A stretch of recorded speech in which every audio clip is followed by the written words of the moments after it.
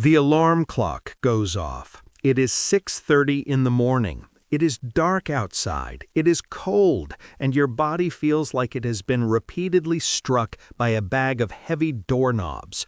You drag yourself into the kitchen, pour highly caffeinated bean water into a mug that says "Rise and Grind" in a cheerful, aggressive font, and you prepare to give another 10 hours of your singular, finite human existence to a corporate entity that would replace you by next Tuesday if you suddenly dropped dead. You are exhausted. Your coworkers are exhausted. Your boss is exhausted. We are a nation operating on a permanent, staggering deficit of sleep, joy, and basic psychological recovery. We have collectively normalized a state of chronic, agonizing burnout, and we have the absolute audacity to call it a work ethic?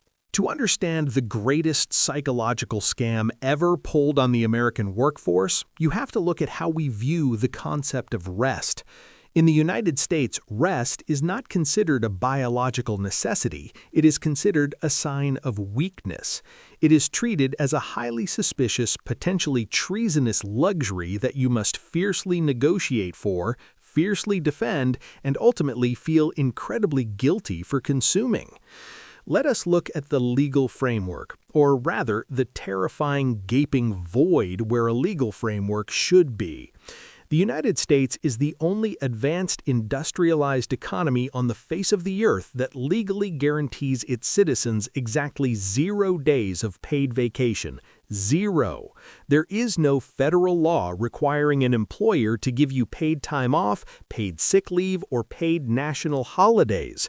If a company wants to work you 365 days a year until your physical form spontaneously disintegrates into a pile of ash, that is completely, 100% perfectly legal. Now, the defenders of this system will immediately rush in and say, but companies offer paid time off as a competitive benefit to attract good workers.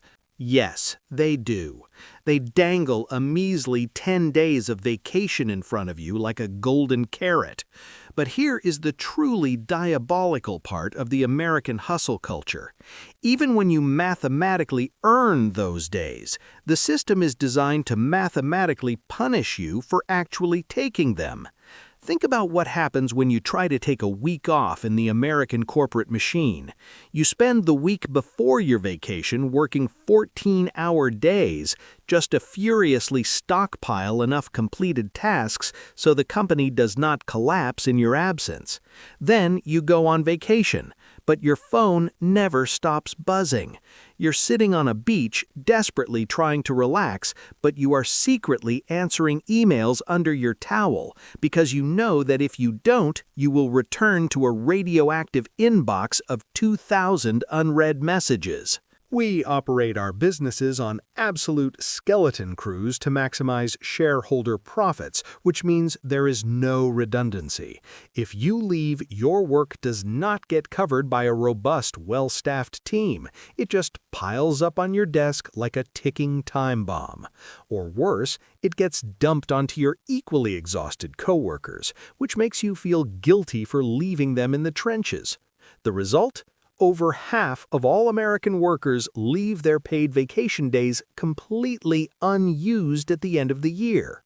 We are willingly giving billions of dollars in free labor back to massive corporations because we are too terrified of looking replaceable.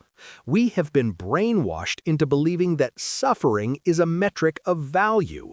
We brag about how little sleep we got. We brag about working through lunch. We treat our own exploitation like a competitive sport.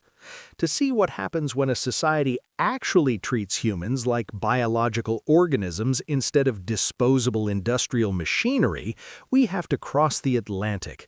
Let us look at France. In the United States, we look at the French workforce and we roll our eyes. We call them lazy. We mock their long lunches and their frequent strikes. We do this because we are deeply, profoundly jealous, and we do not want to admit that they have fundamentally beaten us at the game of life. In France, the concept of paid time off is not a corporate perk, it is a legally protected, sacred human right. By law, every single full-time employee in France is guaranteed a minimum of 5 solid weeks, 30 working days of paid vacation every single year. And that does not even include their 11 public holidays. And they actually take them. If you try to conduct serious corporate business in Paris during the month of August, you are going to be talking to a lot of closed doors and out-of-office auto-replies. The entire country practically shuts down. They go to the countryside. They sit at cafes. They spend time with their children. They remember what it is like to be a human being without a quarterly performance review hanging over their head. But the French did not stop at simply guaranteeing the time off. They recognized that modern technology had created a terrifying new collar around the neck of the worker, the smartphone.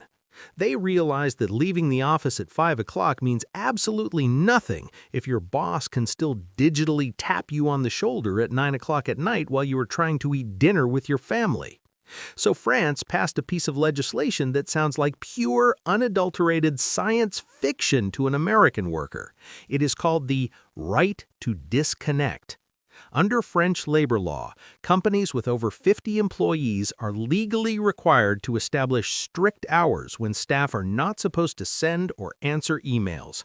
It is a legally protected boundary. If your boss sends you an urgent email at 8 o'clock on a Friday night and you completely ignore it until Monday morning, you cannot be fired. You cannot be disciplined. You cannot even be legally reprimanded. The law explicitly states that your time belongs to you. The corporation is renting your brain for a set number of hours a week, and once that transaction is complete, you are off the clock.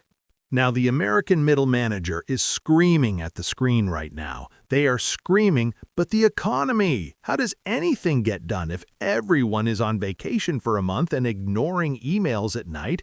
Their GDP must be a disaster. It will destroy productivity.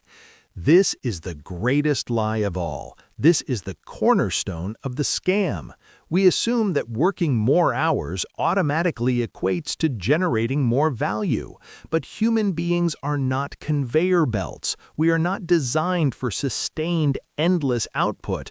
We are designed to sprint and then rest. When you force a human brain to work 50 hours a week with no vacation, it does not produce 50 hours of high-quality work.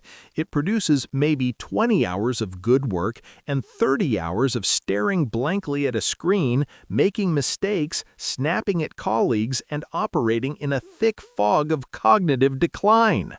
It is called presenteeism. You are physically sitting at the desk, but your soul has left the building. When you look at the actual macroeconomic data, the productivity of a French worker per hour worked is incredibly high, frequently rivaling or even beating the per-hour productivity of an American worker. When the French are at work, they are rested, they are focused, and they are highly efficient, because they know that when the clock strikes 5, they actually get to go home and live their lives. Meanwhile, the American refusal to rest is bankrupting us. Workplace stress and burnout are estimated to cost the U.S. healthcare system nearly $200 billion a year. We are grinding our immune systems into dust. We are having heart attacks in our 50s. We are taking massive amounts of anti-anxiety medication just to cope with the Sunday night dread. We are sacrificing our health, our families, and our finite time on this floating rock just to prove our loyalty to companies that view us as nothing more than an expense on a spreadsheet. A vacation is not a reward for surviving a year of psychological torture. Rest is the fundamental maintenance required to keep a human being functional. We have built an economic system that treats rest like a crime, and we are paying the penalty with our lives. The next time you feel guilty for ignoring an email on a Saturday, or the next time you hesitate to request a Tuesday off to go sit in the sun, remember that the guilt is artificial. It was manufactured by a lobbyist. Time is the only resource you cannot earn back. Stop giving it away for free.